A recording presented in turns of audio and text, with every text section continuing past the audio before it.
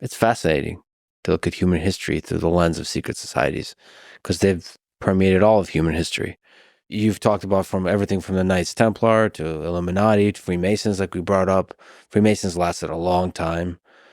Illuminati, as you've talked about, in its sort of main form, lasted a short time, but its legend Never gone away. never gone away. So maybe like Illuminati is a really interesting one. What was that?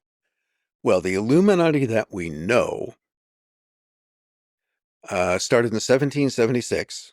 In fact, you can pin it down to a day, the 1st of May, May Day, 1776, in Ingolstadt, Germany, founded by a Professor Adam Weishaupt. It wasn't initially called the Illuminati because that's not really the name of the organization. It was called the Order of Perfectibilists. Apparently that changed. Weishaupt would say things like, never let our organization be known under its real name anywhere, which leaves wondering what's its real name. So Illuminati is simply the plural of illuminatus, which means one who is illuminated, one who has seen the light. So in Roman times, Christian converts were Illuminati because they had seen the light. Anyone who thinks, and there have been organizations called Illuminati, that the term is not trademarked, not copyrighted. Anybody who thinks they've seen the light about anything is an Illuminati. So it defines nothing. The symbol of the order was an owl, which interestingly enough is almost identical to the owl, which is the emblem of the Bohemian Club.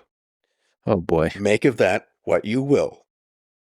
I don't make that much out of it because one owl looks pretty much like another owl to me, but compare them, you got to kind of wonder about this just a little thing. Maybe there's some kind of connection there.